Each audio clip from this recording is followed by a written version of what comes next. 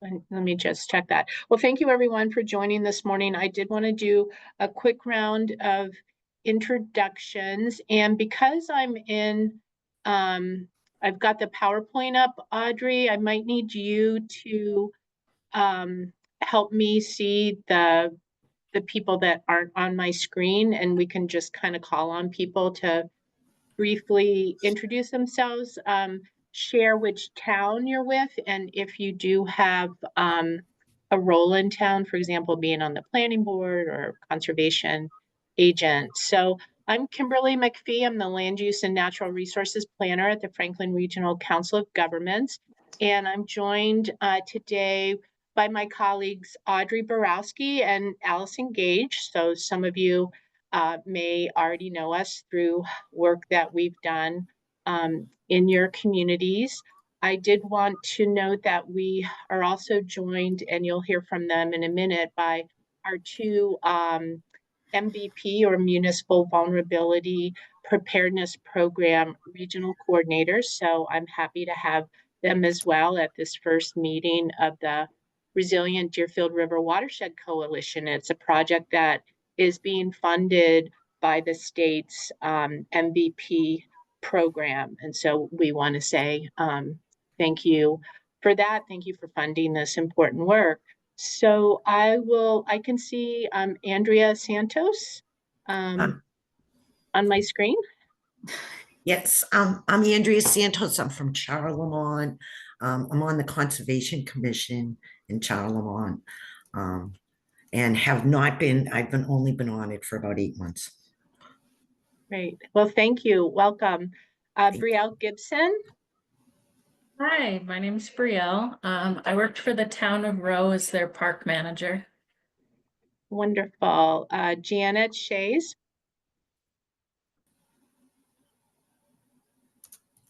Hi, I'm from Conway and am chairman of the Open Space Committee, and also I'll work with our little group Friends of the South River. Wonderful. Thanks, Janet. Emma? Hi, everybody. I'm Emma Sass. I'm one of the MVP regional coordinators. I cover the Berkshires and Hill Towns. And I'm based in East Hampton, but yeah, excited to be here. Thanks, Emma. Andrew? Hey, everybody. Andrew Smith, Greater Connecticut River Valley Regional Coordinator. So Franklin, Hampshire, Hamden County is part of Worcester County, but also not the Hilltown part of Franklin, Hampshire, and Hamden counties. So it's a little bit of everything. Great. Thank you, Andrew. John Lepore. Good morning, everyone. John Lepore on the planning board, and I'm also a restoration ecologist. With the town of Berniston. Yeah, sorry. Yes, great. Thank you. Michelle Girusso. Hi, I'm town coordinator for the town of Leiden. Wonderful. Thanks for joining us, Michelle. Bob Cherdak. If you're talking, Bob, we can't hear you. You're on mute. There we go. Bob Cherdak with the planning board in Asheville. Wonderful. Did I miss anyone? I know, I introduced Allison and Audrey, but is there anyone else that I missed? We were going to put together the 2 Monday events. Oh, I don't think so. Bob, I'm going to put you back on mute. Thank you. Janet, I'm going to put you on mute just so we don't have any background. So is that everyone, Audrey? Yep. Great. Okay. Well, we'll start by giving you all some background on this project. There are 14 towns in the Deerfield River watershed, and all of you, I'm sure, could share multiple stories about how a changing climate is affecting your communities, and specifically how flooding is affecting your communities. And what we're going to explore through this project and through this coalition is how different actions taken at different scales can build climate resilience, not only within your community, but across the watersheds that you share with your neighbors and across the Deerfield watershed as a whole. Some of the questions that we'll be delving into over the next 14 or 15 months of this project are, where are the hazard areas in your towns and again across the watershed? What can we do to protect our built environment, our residents, and our natural resources? And how can we build climate resilience? So working at a watershed scale, some of you have already been doing that, and that's great. We can share some of the kind of successes and challenges that some of you have already experienced doing this work. But the watershed really offers a great framework for understanding the interconnectedness of our natural environment, of the natural systems around us, as well as how our rivers and streams interacting with or in conflict with our built environment, and how climate change stressors can have an effect on multiple towns simultaneously. So we know that rivers and their watersheds don't conform to political boundaries. So it kind of makes sense, right? We all have to focus on what our individual community needs are. But if you live downstream from another town, if you're in Deerfield, for example, or Greenfield, everything that all of the other things that are happening upstream of you in the other 12 towns in the watershed are going to affect you because you're living at the bottom of the watershed. And so that kind of idea works all across the watershed because we all live downstream from somebody, right? So how can we better understand how our actions and our decisions impact our watershed neighbors? So we'll be working on that as part of this coalition. And how can we work collaboratively across the watershed to pool our resources and our knowledge and our networks and our ideas? And all of this collaborative work will make our communities and the watershed more climate resilient. So what tools are we going to use for this work of the coalition? Well, one tool, and it's an important one that we have already, is an assessment report that the FERCog did. We completed it in 2019. It's called A Framework for Resilience, Responding to Climate Change in the Deerfield River Watershed. And we did provide you with a link to this report if you prefer to look at it in its digital form, or we're happy to mail you a printed copy of the plan. And that's something you can, send me your mailing address in an email if you would like a paper copy of the plan. So this plan, even though it, was done about 5 years ago, is still very relevant for today. We describe the hazards of increased precipitation, rising temperatures, and extreme weather events, and what those impacts are on 3 sectors of our community: the natural resources and habitat sector, the human health and welfare sector, and the local economy and infrastructure. And so we included many recommendations for building resilience at both the local community scale and the watershed scale. But perhaps like the most important recommendation that came out of this plan was to convene a resilient Deerfield River Watershed Coalition to bring everyone together to talk about collectively what kinds of projects and actions we can take and how we can work together to implement the recommendations that the towns feel are the most important. And the recommendations you'll see when you're reading through the report, they were developed specifically to be implemented by the towns. So they're achievable. They're within the power of our towns and individuals to implement. The recommendations address multiple climate change stressors like rising temperature, increased flooding, for example. And the recommendations will benefit multiple sectors. So the natural environment, the people living in our communities, as well as our infrastructure. And again, they will help build resiliency at multiple scales, again, thinking within the larger watershed context. One of the exciting components of this project, in addition to convening this group and working together, is that we have hired a consultant to develop a regional watershed flood model.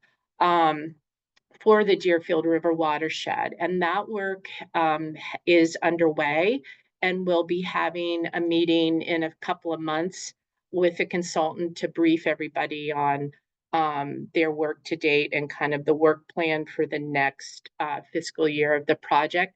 This is very, very exciting for us out in Western Massachusetts.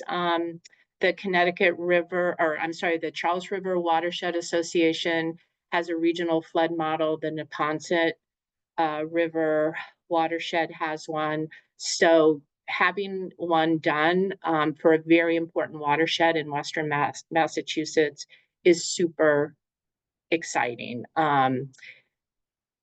The watershed view is really critical to understanding where the flooding happens and who's affected. There'll be a map viewer to display this information. So local officials, residents can access this information.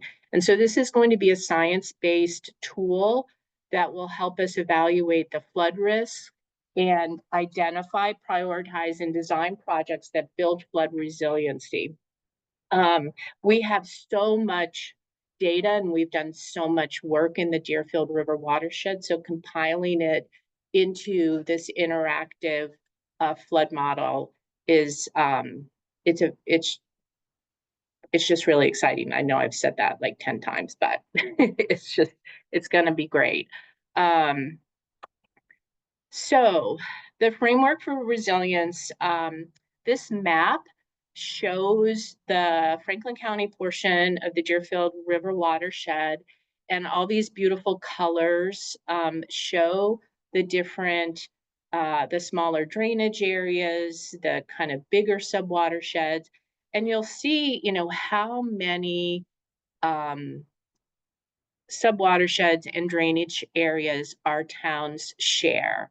And so from a flood resiliency standpoint, it's just really imperative to be kind of looking outside of our communities for options to work together within these smaller watersheds. And also, as we already know, being small rural communities, we're already used to working with our neighbors, right? And having intermunicipal agreements and support structures. And, this is another way to kind of think about that. We already know how to work with each other. And now we're convening to kind of focus our work, coordinate our climate resiliency work, leverage our funding, leverage our ideas to really look towards a more sustainable and resilient future. So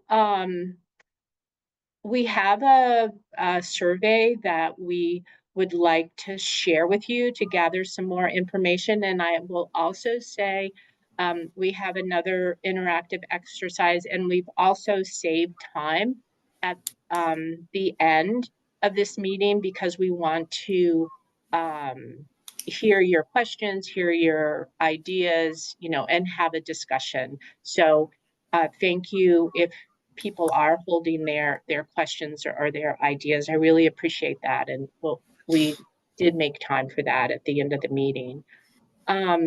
So how we envision the coalition's work, you know, I've already mentioned some of these things. And again, this is, you know, our preliminary ideas.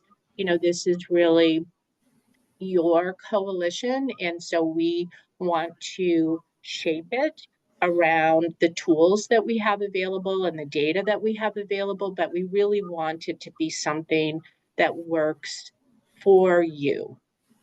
And with that, I think I will turn it over to Audrey, who will launch the survey. Yeah, so thanks again for everyone who's here. Like Kimberly said, we're making some time to hear from you guys. So this is one of those opportunities. We created this very short little Zoom survey just to get an understanding of what you guys think about resiliency in terms of watershed resiliency in your towns throughout the Deerfield River, priorities, stuff like that. Your understanding right now, just to get some baseline information. And so we can discuss a little bit now and maybe look back at your thoughts in the future. So let me launch this. All right, so just making sure everyone can see that on their screens. If someone wants to give me a thumbs up or write in the chat. Do we need to explain, Audrey, how they do the poll? Because I see get QR code, or do they just use their mouse? Like, how do they actually record their answers, or is that evident? Well, I'm hoping that you guys see something a little different than me, and that each question has 5 options. And yep, good. I see a head nod. And each Okay. option has a little dot next to it. And so you just click on the dot. Great. And it'll say whether you have a single choice or multiple choice. So once you're all done with that, I'll see how many people have voted, and I can end the survey.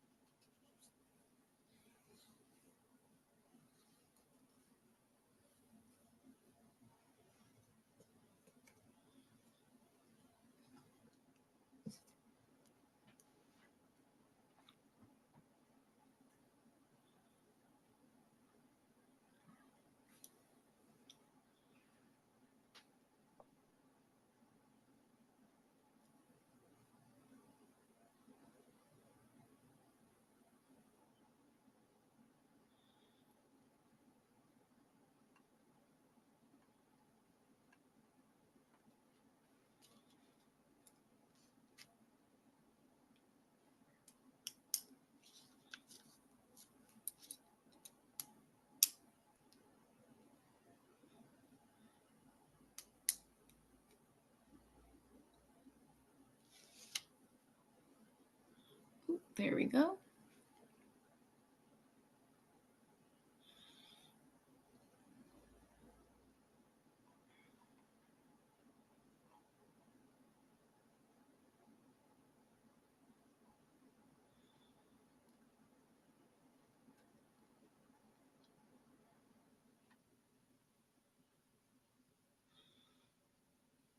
All right, so I have 6 out of 10 people who have voted so far. I understand 2 people with the MVP program might not be voting. So once we get to 8, just let me know if you, Andrew, and Emma are planning to vote, and then I will cancel it. I will end the poll.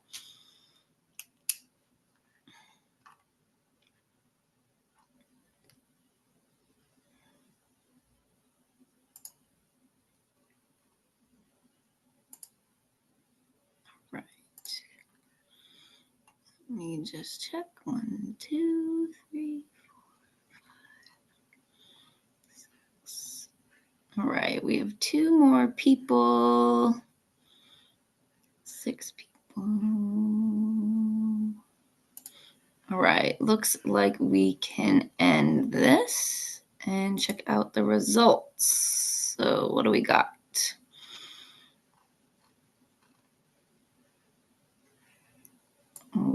should be sharing the results here with you all. So I can just quickly do a little description of each one here, and we can discuss more for a few minutes. So for the first question about what do you see as the most pressing challenge to resilience in your town, most participants answered flooding and erosion, and the last three answers were equal. So let's see how the next answer is.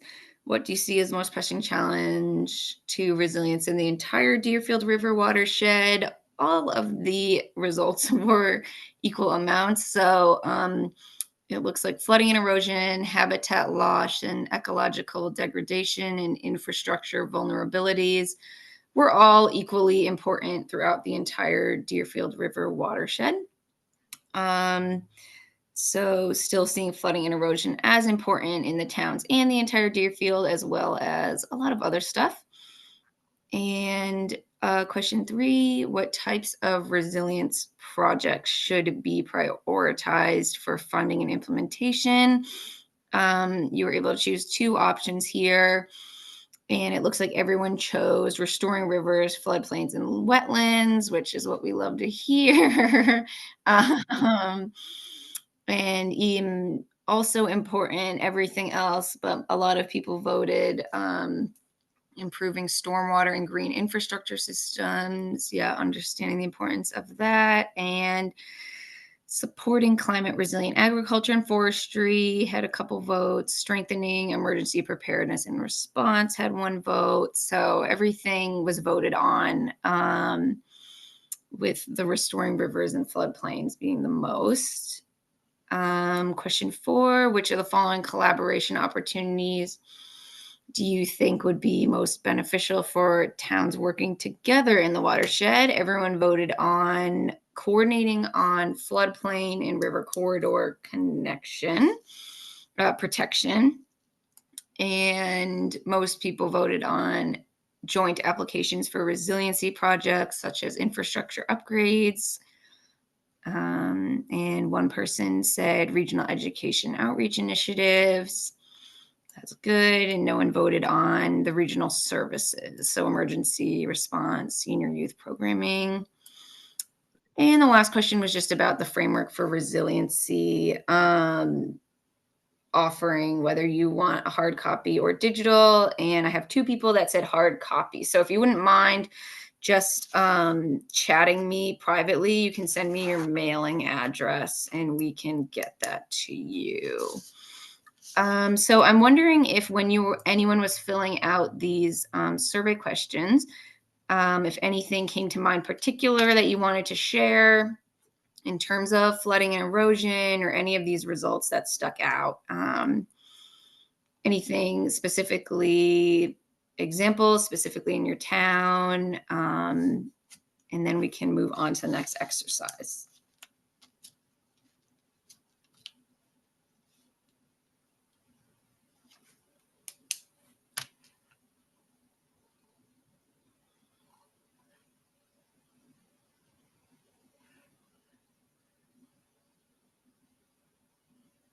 All right, and that's okay if no one wants to share and nothing jumped out right away.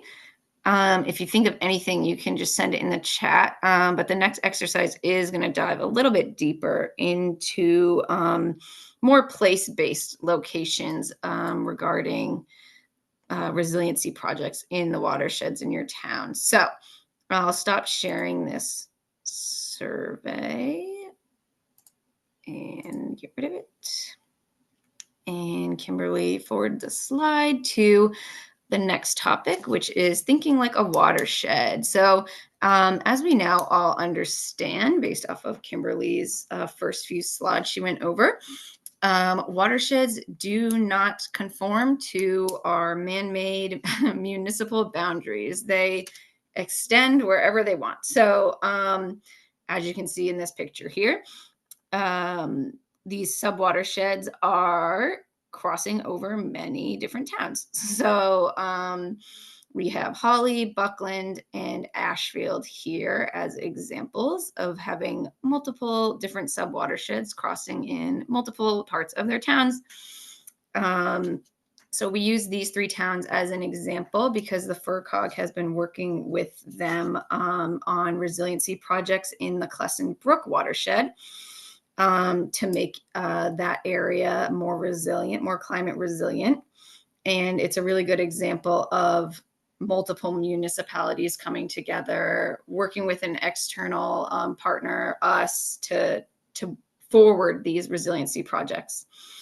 So that sort of brings us into our next activity, which is getting to know your watershed neighbor. So I'm going to share my screen now. Do I need to stop my share, Audrey? I don't think so. Let me see. Okay. Let's see what happens.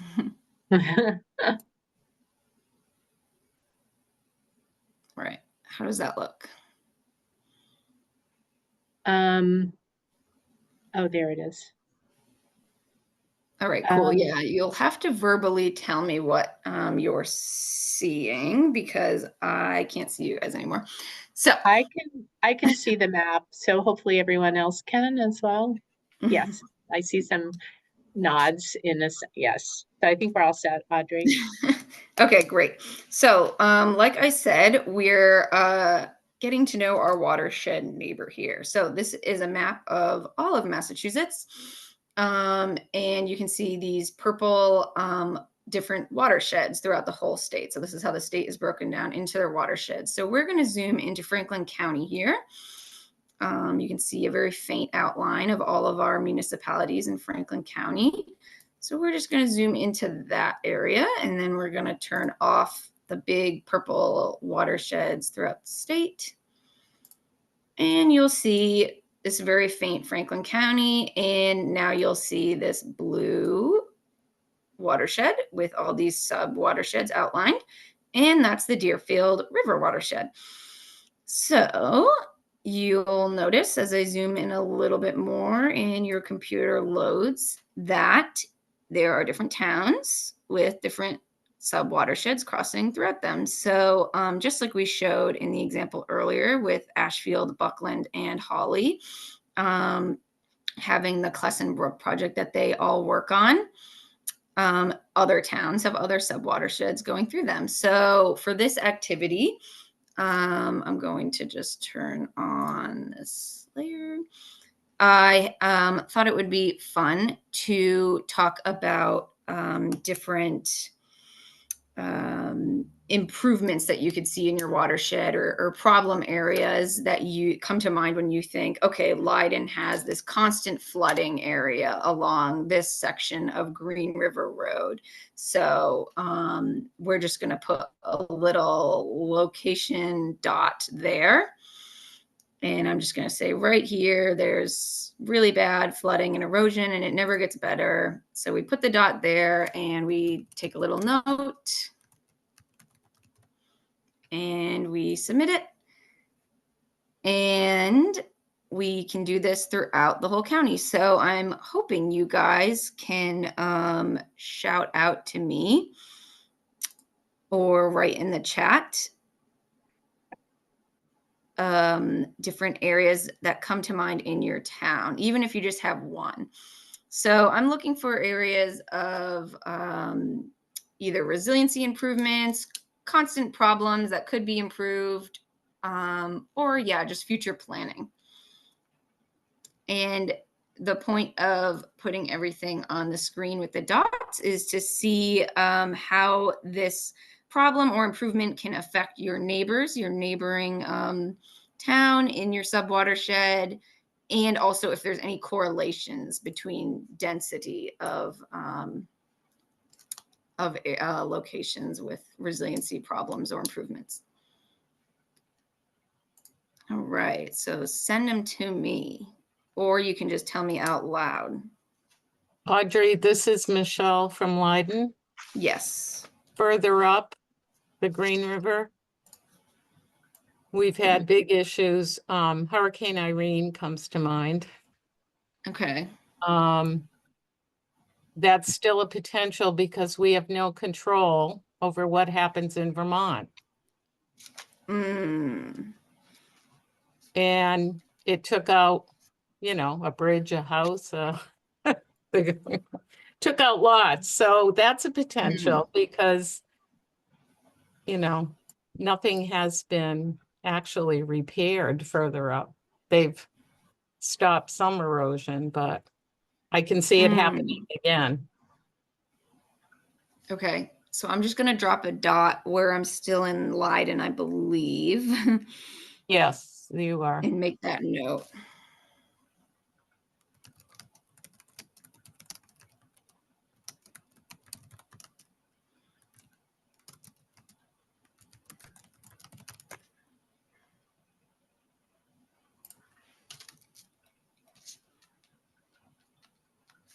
And that's why, you know, it downstream, when there's a lot of snow melt or rain, it Mm-hmm. can potentially flood more. And I saw that Andrea put something in the chat, Audrey. I am not seeing that. Maybe it was directly to you. Let's see. Yeah, let me open it. Andrea Santos shared Deerfield and Cold River flooding. So, Andrea, you're talking about the Deerfield River itself, and then the Cold River, the Ye- tributary that comes in, what is that, in Holly? Yes, well, the Cold River comes down from North Adams, Savoy, Florida, and that joins the Deerfield in Charlemont. Also, the Chickley River that comes from Holly. And as someone else had mentioned, Irene, there's a lot of pictures of what happened in Charlemont. But the Route 2 kind of fell into the river, and the mountain fell on Route 2. There was a lot of flooding, a lot of roads were closed. And that was the worst that we've seen. But frequently there's the water gets real, because the Deerfield is managed by dams. So, but when it gets really high, the dams are kind of irrelevant. And so those are kind of the issues in Charlemont as I see them. Those three, and the Chickley River as well, the And three. the Chickley. Okay, Yeah. great. Are you finding the Cold River, Audrey? No. It comes down, it's right along Route 2. It's the one that follows Route 2 until it hits the Deerfield, which is, I think is it, It's further west in Charlemont. yes, yeah, it's way to the west of, I think you got it there. Yeah, Zoa, the river that's coming from the left side of the screen that's squiggling down along Route 2. That's the Cold River. And that really flooded during Irene. That was probably the worst we had. yeah. in I think if town. you look, if you look like in Holly, but we have the note here, so Yeah. we can find it. So it's the Deerfield, and then the Chickley goes through Holly. That'll be easier to find. The Chickley River is right at the bottom there. When you go over to North Adams, if anybody does on Route 2, the Cold Yeah. River is the one that's right next to the road when you're in sort of that canyon that where the Mohawk State Park is and stuff. That's all Right. the Cold River. Right. Okay. Yeah.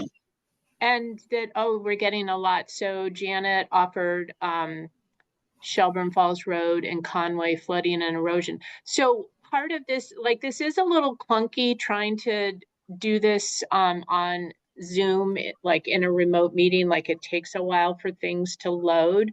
But people are offering some good places, Audrey, or places to put these notes, and we can share the this interactive map, and you can add more locations and pictures and notes, or if there's someone in your town that wants to do that as well.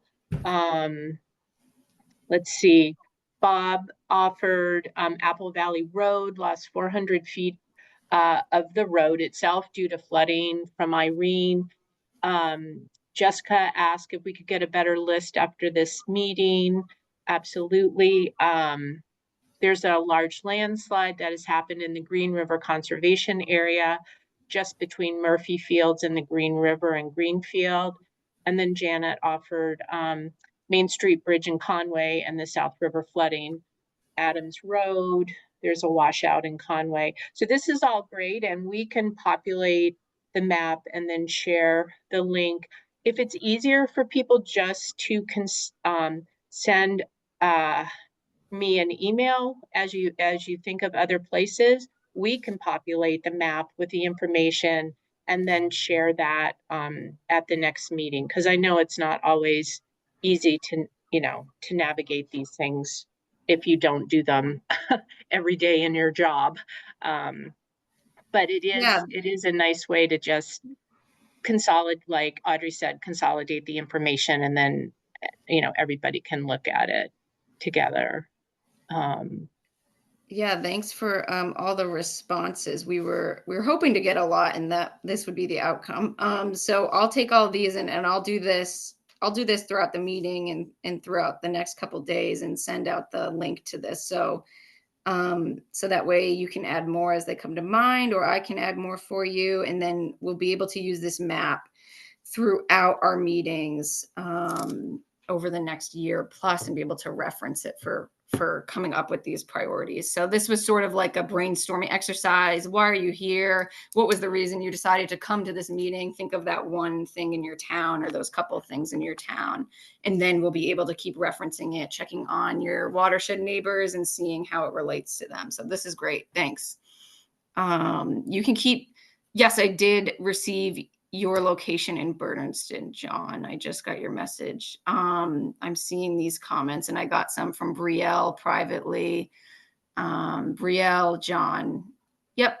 So thank you. We also saw those, and I've got those down, and we're saving the chats too. So we should have everything. So I'll stop sharing now, even though it's fun to look at. Yes. And speaking of sharing, Audrey created a project webpage that will live on the FERCOG website, and will include meeting notes, agendas, kind of any updates that we share over the course of the project.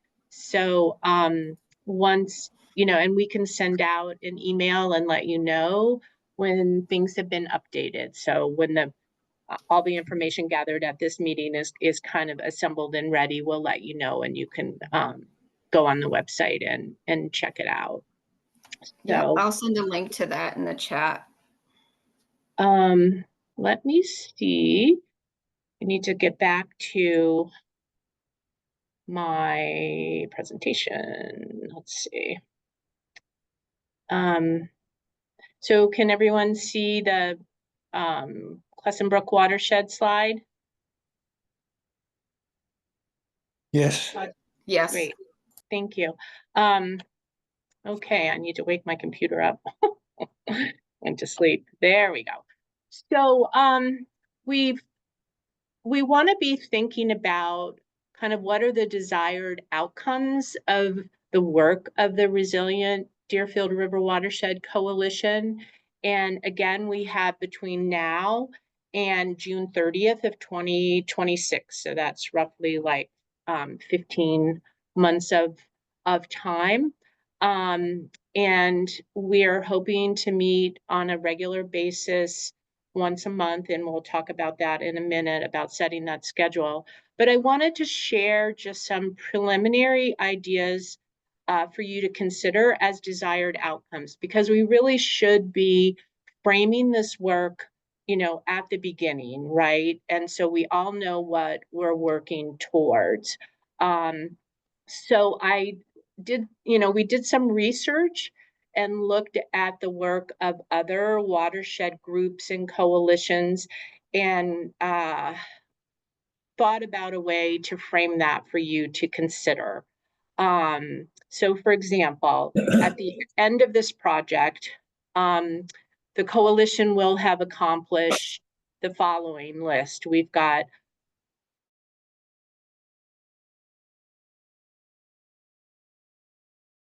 oh, Audrey muted me too. Am I unmuted now? Working to understand the impacts from a changing climate, specifically flooding in each municipality and across the shared watersheds. We will have explored ways to cooperate, coordinate, and leverage our work and our funding to create resilient and vibrant communities and watersheds. We will have a list of priority actions and projects for the Deerfield River watershed. So this, in some ways, like would represent the most important thing that we could provide at the end of this work, right? A list of priority actions and projects that has the endorsement of the 14 towns in the watershed. And then we kind of have our, marching orders, if you will, our plan, right? To continue working cooperatively, to seek grant funding, and to implement those projects and actions. And then also talk about what is our plan for continuing the work of the coalition, because we would hope that the coalition wouldn't disband at the end of this grant funding period, that we would continue working together to implement the priorities that we've all agreed on. So those are, again, preliminary ideas kind of for giving a structure to our work. And, we can, if you have any ideas to share now, that would be great. If you have them after the meeting, please, please share those with us. So I'll pause for a sec here for a minute, or just to see if, because I can't see you. So I don't know, Audrey, is anybody raising their hand? Did anybody want to comment on these desired outcomes? I'd like to comment. Is this Janet? Janet, yes. Yeah. A quick question. So FERCog's done a number of great studies for Conway, and we just completed one last year, and it has our priorities. So can't we just take those? Absolutely. Absolutely, Yeah. Janet. So let's just use that. Implement yes. everything that we've done, studied. So Janet, It'll help everybody. Right. So you raise a good point. So in some watersheds, a lot of work has already been done. And so we will absolutely be incorporating that. And it also gives us like aspirational goals or excitement about what can be done in the watersheds where this work has not been done yet, right? So we would, for example, a priority action of the whole coalition might be, continue the momentum and, work on those priority projects that for Conway that have already been developed over the last 12 years. So we are not going to ignore any of that body of work. And, so towns are going to be at different spots, right? Bernardston, for example, John Lepore has delineated river corridors, and the planning board, is looking at river corridor management options. Coleraine and Heath have river corridors and fluvial geomorphic assessments. And there's one project that's been implemented. So we're all going to learn about what each of us have been doing. And we're not going to leave anything by the wayside. Any other Any other comments or questions? Many of the trouble spots have been identified by the DOT. Is there some agency within DOT or some agent within DOT we should be talking to identify exactly what the situation is for the various critical culverts and bridges? Okay, so that's an excellent question. Let's see what my next slide is. I think it might be project partners. Yes, project partners. So before we go to that, any other comments or ideas? Okay, so, interestingly, I don't have MassDOT listed here as potential partners and key stakeholders and organizations. Again, this is a preliminary list, but certainly MassDOT would be an important partner for the reasons that Bob just shared. When we think about, let me just step out for a sec. The coalition is primarily municipal officials and municipal representatives, right? Because the whole premise of the framework for resilience, the climate change plan for the Deerfield watershed is that the power is at the local level. And we all know, because Massachusetts is a home rule state, each of our communities has a tremendous level of responsibility and power, right? And so we collectively can leverage that in really positive ways. But we also need to lean on other partners, other folks that are working in the watershed, right? That, and we want to coordinate our work with them. They might be sources of funding, they might be sources of data that help populate our regional flood model. They might, you know, they have projects that are going to happen, and we want to make sure that any technical information we can provide, you know, we share it with them. So I think MassDOT should definitely be added to this list. And we want to think about um, when and how we reach out to these partners, how we involve them in our work, because there are several ways to do that, right? There might be key points in the process where we invite them to come to the table. And so if we can start to think about that, that would be helpful. I mean, the other option is to have them involved at the beginning. But part of me felt like we need to kind of firm up where we are as a group and kind of what our vision is and what we're working towards. And then it might make sense to bring the partners in, because we can be more clear with them about what our asks might be, and how we see them being involved. So do people have any comments or ideas about that they want to share at this point? I think it might be a reasonable way to think about this is that the organizations you've listed are people we'd expect to be contributors to the work. But another list could be drawn up of resources, people who have information that we could use. And that's the DOT would fall in that category. And maybe FEMA would expect them to help write or produce our documents, but we would use them as sources of information to base our documents on. Yeah, that's a great way to think about it.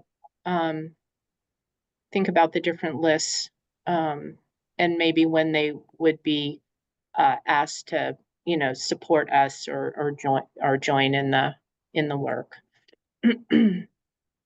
Kimberly, there's also a Vermont, I don't know if it's a Green River Coalition, that I think could reach out to, because as I say, it's our partners to the north too that have, and they have a lot of data from Hurricane Irene. I'm just talking about data, not definitely a partnership, but they might have some information. Mm-hmm. I can't think of the name right now, but I have it. Yeah, that's a great idea, Michelle. And I know that we, we talked to our sister regional planning agency, the Wyndham Regional Commission. We know who the basin planners are in Vermont, and um, so we can reach out to them for information to help populate our regional flood model. And I know the group that you're talking about, I think Allison went on a great field trip that they did for the Green River Watershed and showcased a project. I think it was in Brattleboro. That's a great example of, a community like working together and Yeah. leveraging different funding sources. I believe Allison does know the name. Yeah. So. Yeah. Anyone else have something to share at this point? Yeah, from my perspective being in Rowe, a huge part of the Deerfield River corridor in town is owned or maintained by the hydro companies. Mm-hmm. So at this area in the watershed, if you're thinking about implementation or stormwater management or like emergency preparedness, so much of that is coordinating with those hydro companies. That's a great point. Thank you for that, Brielle. And they've shown their willingness to be involved in other projects, I'm sure, like with the town of Rowe, and then I know FERCAG's had other projects where they've been a partner. Any other ideas?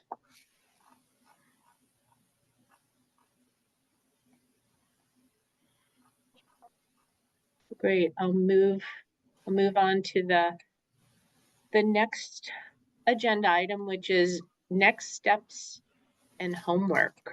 Yeah, Kimberly, I have a message from John Lepore that was sent to me privately, but for the whole group. Yeah. Let me find it. It says, although it's a little different than what we were talking about partners, but he sent it just before you started talking about partners. He Mhm. said, although most of Bernardston is outside of the Deerfield River watershed, how do you envision work here could be useful to the town? Millbrook is inside the watershed, but it has a low recent history of being an issue when compared to other brooks and the Fall River. Mm-hmm. Yeah, and I think, to that point, John, it's maybe there are things that or work of the coalition, that you could take back to town and share and might be relevant for the other watershed, the other major watershed that's in your town. And this is really, in a lot of ways, a pilot approach, right? A pilot project that can end up being inspirational for other the rural watersheds in Franklin County. So that would be the Millers River watershed and kind of the upper portion of the Connecticut. And your question also, John, reminds me that there's a whole nother uh, uh, portion of this project, which is working to create a community of practice among the towns along the Connecticut River. And so we're partnering with Pioneer Valley Planning Commission, which works in Hampden and Hampshire County, to do this community of practice. So we'll have expert speakers, we'll be convening listening sessions. And so, John, you know, we can make sure to share those invitations with you, because you're kind of in this unique position where you're straddling, where the town is straddling two major watersheds. And also, of course, anyone participating in the coalition would also be welcome to follow the work of the communities along the Connecticut River, as we'll be working with them over the next, you know, as part of this project as well. Any other questions or comments? So the next steps in the homework, we would love to set a regular meeting schedule, choose like a day of the week, you know, like a third month of the week type of regular schedule and a regular time.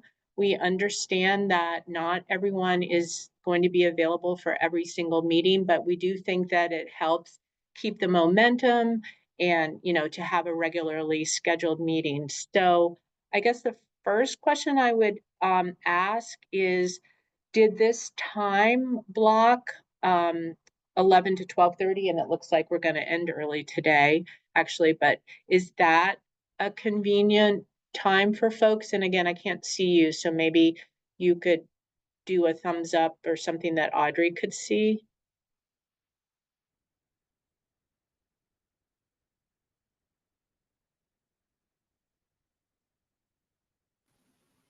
I got a yes in the chat from Jessica. And a couple thumbs ups in the participants section. Okay, that's great. And then Thumbs ups. like the day of the week, so this is a Thursday, and what are we, the third Thursday of the month is what we are doing. So would the third Thursday of the month from 11 to 12:30 generally work?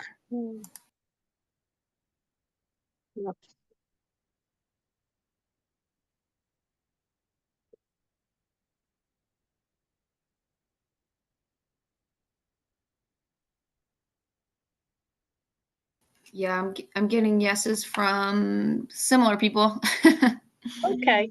Well, why don't we say for now that we're going to do the third Thursday of the month from 11 to 12:30, and we'll see how that goes.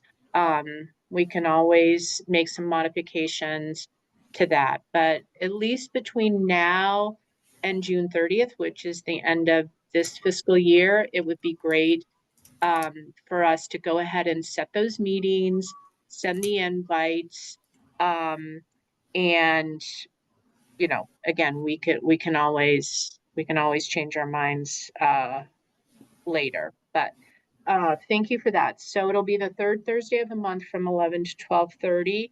We'll have a meeting in April, May, and June. The upcoming topics for the meetings, we're going to be doing a data review and discussion. So Janet, which is relevant to Janet's question earlier, like, please bring, I mean, we're aware of a lot of the work that's been done in the watershed because we've worked with you all on these projects, but there are, I'm sure, projects and data that, you know, we may be unaware of. So we want to have a meeting to talk about that and gather it. We also want to, over the next couple of meetings, share an example or two of these collaborative watershed projects that have happened. So we've got the South River and we've got Clesson Brook, for example. We've got the River Corridor Mapping Project in Bernardston. So we have a lot of good examples to share. So we'd like to spend some time doing that. And then we also want to schedule a meeting, which will likely be in June, the June meeting with our consultant who is working on the regional flood model, so that they can introduce that to you, talk about any, data needs or, yeah, and this interactive map that Audrey showed us earlier today is going to be, something that will be helpful to the consultant. The bulk of the consultant's work on the flood model is going to happen next fiscal year, but we just wanted to, share what's been done to date and kind of what the future holds. We talked about the project website, which I think Audrey shared in the chat, but of course, we can share that again. Distributing the report. Again, I really appreciate everyone who is here today. I know that you're all busy and have many other things that you're doing in your towns and for your towns. But we've got copies of this report available if you know someone, for example, like Janet, if someone that's a member of the Friends of the South River or on the Open Space Committee, anyone who is interested in a paper copy of the report, just send us the name and address and we're happy to mail it. Otherwise, it is available on our website. And if you have time between now and our next meeting in April, if you haven't already read the executive summary of the report, it's 2 pages long. It would be great if you have time to look at that. And of course, if you have time to read more sections of the report, that's wonderful as well. But I do think the executive summary just gives a nice, as you would imagine, because it's called an executive summary, like an overview of the contents of the report. And so, yeah, we're doing really great on time. So I think I'll stop sharing the presentation. And if we all, we do have the time if there's any discussion or questions,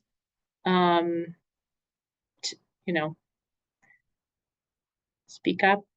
Otherwise, if people are eager to have their lunch, we can. It's always nice to end a meeting early, isn't it? I have one question. This is Andrea Santos. On the map that you showed that had all the colors on the towns, there's not really a key to say what those colors are. And or am I missing it? I was looking on my phone, so. In Kimberly's PowerPoint, you mean? Yes, there was a map of all the towns in it, and it was all different colors. And she said the pretty colors, and I was looking at the map, and I was like, they are pretty, but I don't really know what they mean.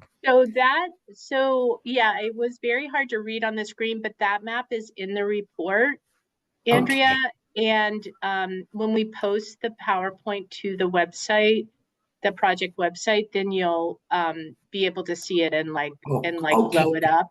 But all the pretty colors were really the smaller drainage areas or smaller sub-watersheds within those bigger watersheds that.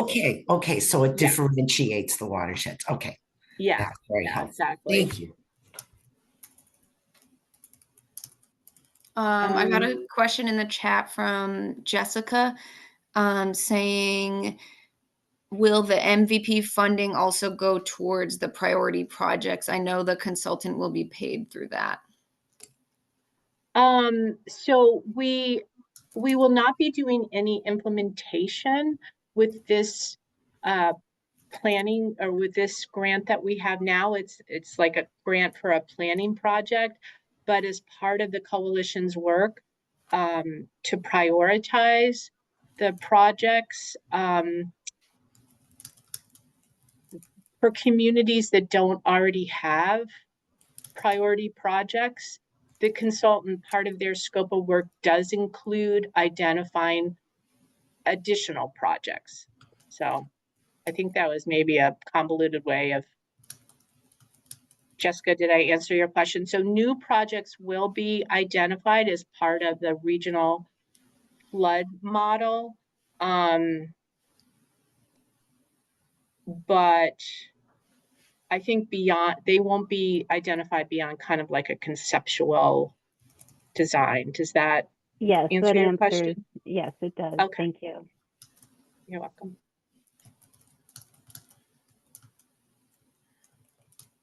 Yeah, I think the thing is implementation funding isn't included in this grant round for this particular project. Yeah. Any other questions or comments?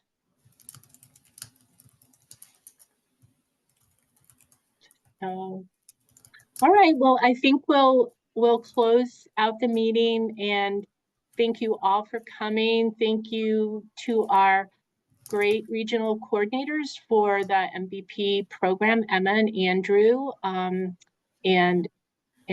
they are kind of invaluable to, if we do have questions as we're working on this project, they're the ones to go to. And so we're just happy that you were able to join us in our inaugural meeting of the Resilient Deerfield River Watershed Coalition. And with that, I will look forward to, thank you everyone, and I will look forward to seeing you. It looks like April 17th is the third Thursday in April. So we'll be sending all that information out to you and pointing you to the project website to keep you informed. Audrey, is there anything that you wanted to Yeah, I just sent a message in the chat because 2 people during that survey portion said that they wanted a hard copy of the framework. So if you didn't already get a hard copy in the mail, send me your address right now, either via chat or through my email that I just plopped in there, which is abaraski@furcog.org. So if you want a hard copy, we have so many, so it's not a burden to us. We already printed everyone.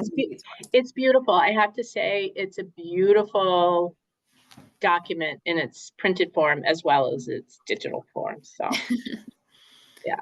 Yeah. So it's a good reference for this next year and a half. All right. Great. Thank you so much, everyone. I look forward to seeing you next month. Thanks, everybody. Thanks, Vic. Bye.